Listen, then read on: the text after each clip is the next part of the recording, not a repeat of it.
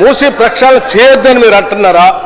లేకపోతే మూసీ పరివాహ ప్రాంతంలో నివాసం ఉంటున్నటువంటి పేదవాళ్ళు అత్యంత దయానీయమైనటువంటి పరిస్థితుల్లో ఉన్నారు అధ్యక్ష. అక్కడ ఉండటానికి సరైనటువంటి పరిస్థితులు లేవు.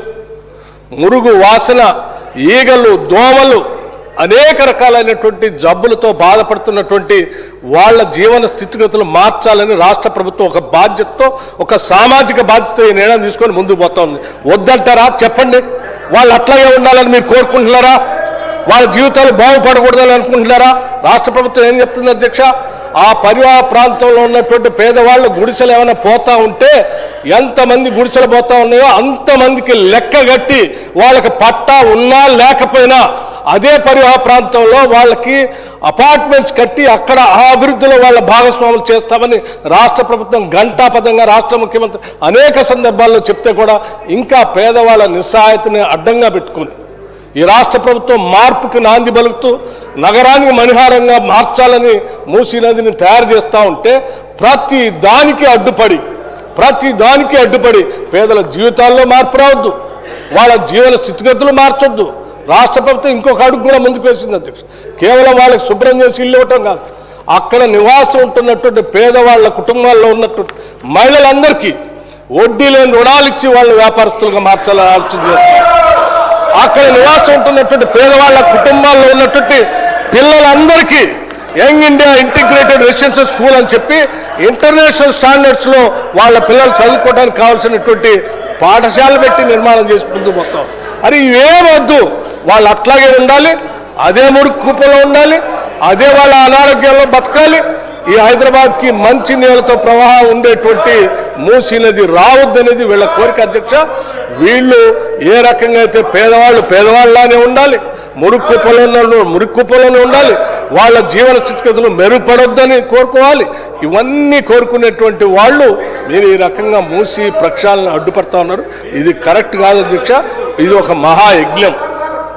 మహాయజ్ఞం. ఈ యజ్ఞం చేసేటప్పుడు మనం ఇచ్చినటువంటి ప్రదేశంలో చాలా స్పష్టంగా చెప్పారు. వీళ్ళు ఏమడిగారు అధ్యక్ష? మూసీ నదిలోకి వచ్చే నాళాలని శుద్ధి చేసి పంపిస్తారా లేదా మళ్ళీ మురికి కోపం వస్తారంటే చాలా స్పష్టంగా ఆ రోజు ప్రజెంటేషన్లో చెప్పారు. మూసీ నదిలోకి వచ్చే ప్రతి నాళాకి ఎస్టీపీలు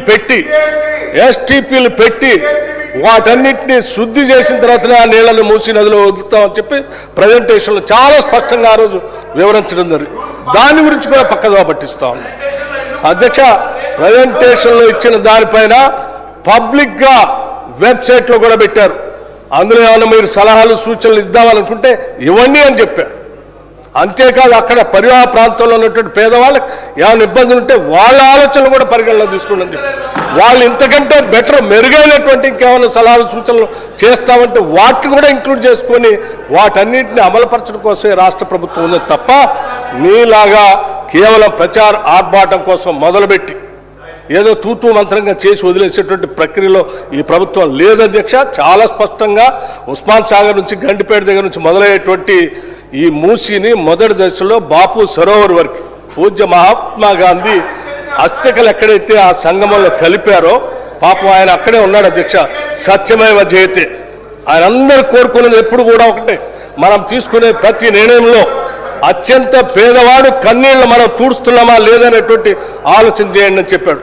అందుకే ఈరోజు మూసీ ప్రక్షాళన జరిగేటువంటి కార్యక్రమంలో భాగంగా బాపూజీ ఘాట్ని అక్కడ గాంధీ సరోవర్గా పేరు మార్చడం కాదు, ఆయన ఆలోచన చేసినట్టుగా అత్యంత పేదవాడు కన్నీళ్లు తూడుస్తూ వాళ్ళకి ఆ శుభ్రం చేసినటువంటి హైజీనిక్ కండిషన్స్లో అభివృద్ధి చేస్తున్నటువంటి మూసీ పరివాహ ప్రాంతంలో వాళ్ళ భాగస్వాములు చేసేటువంటి ప్రక్రియ ఈరోజు రాష్ట్ర ప్రభుత్వం చేస్తూ ఉంది. దీన్ని అభినందించవలసిందిగా నేను వారిని కోరుతా ఉన్నాను.